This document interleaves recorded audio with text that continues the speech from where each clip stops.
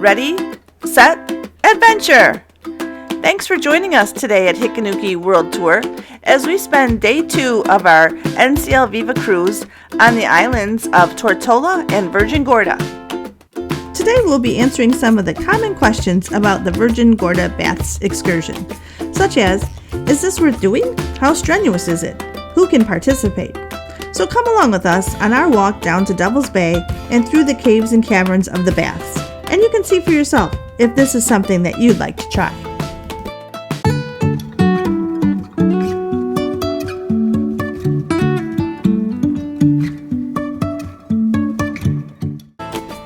Welcome to the beautiful island of Tortola in the British Virgin Islands, which we visited on day 2 of our NCL cruise on the Viva.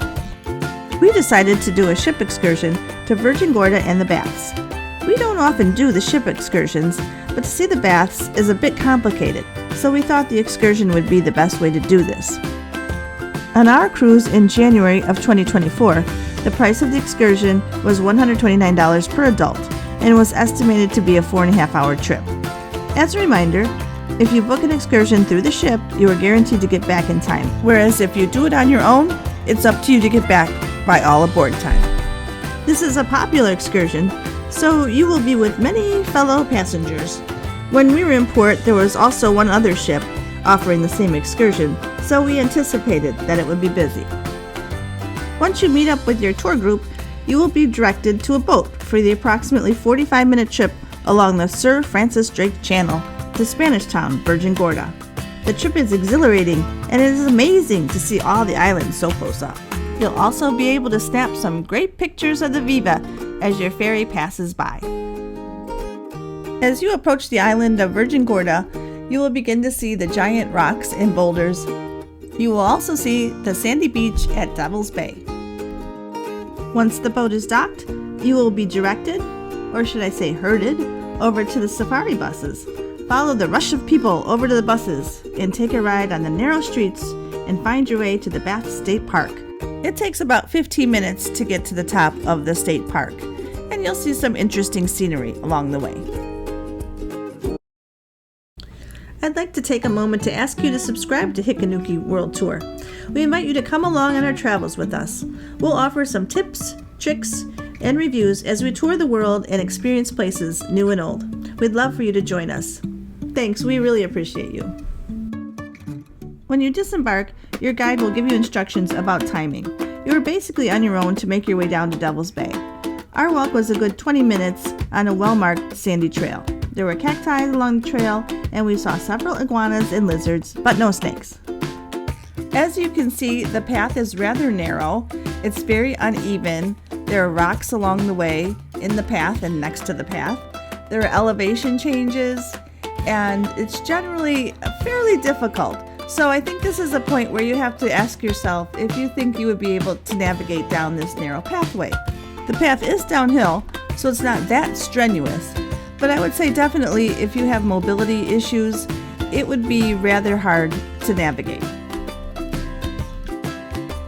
The trail is well marked and easy to follow. Just look for signs for the caves or the baths. There are some benches along the way, so it is possible to stop and take a little break. I would suggest carrying some water with you, as there is really not any shade along the path. As I mentioned, the pathways can be quite narrow and elevation changes now and again, so you really should think twice if you think this is going to be something that's a little too strenuous for you. The walk is downhill, and where it gets rather steep, there are railings for you to hold on to. The walk down the path took us about 20 minutes, and when we finally reached Devil's Bay, it was a beautiful beach. The water was crystal clear. You could see the boulders everywhere. They're amazing. They're huge. It's kind of crazy. We jumped up on the rock and took a few pictures.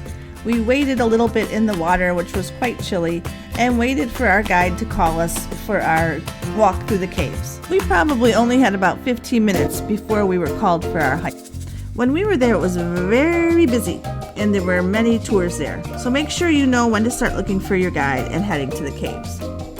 Once your group is called, you'll take a short walk basically around the rocks and boulders that you can see from the beach to the entrance of the caves or the baths, which is short for batholith. As you'll see, the baths are comprised of massive granite boulders, which form an array of cavernous passages through the sea pools. So as I've mentioned a few times, on our visit there were a lot of people, and I mean a lot of people.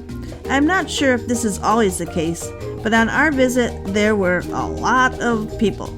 So upon reaching the entrance to the caves, we were waiting in a long line.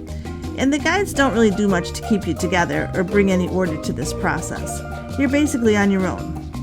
The path through the caves and caverns is well marked, and since there were so many people, there was no fear of getting lost or going the wrong way. Navigating through the caves and caverns was moderately difficult. Again, with all the people, this was a very slow process. There are several elevation changes that require a ladder or places where you basically have to walk backwards downhill while holding onto a rope. The passageways tend to be very narrow, and there are certain places where you will have to crouch down below the rocks. Honestly, I was a little apprehensive about this excursion.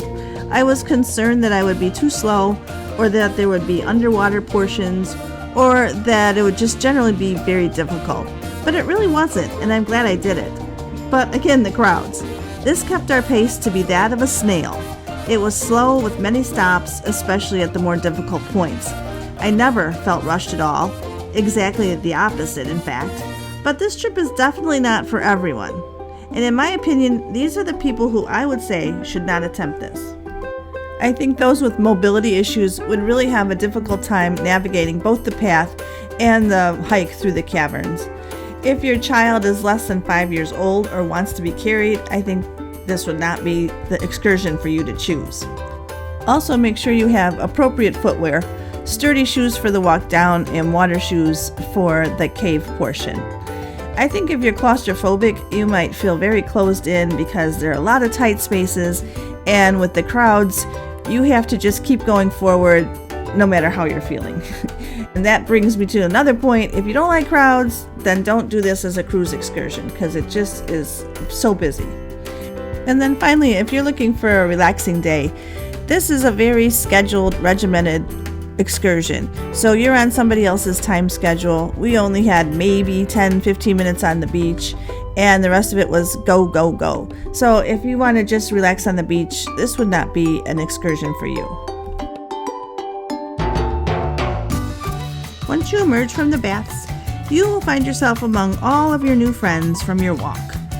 There are some shops with local crafts and t-shirts for sale, bathrooms, and a place to wash the sand off of your feet. Walk up a small slope and you will find a restaurant at the top. Our excursion included a free rum punch, but guess what? It was crowded. We didn't have time to get that.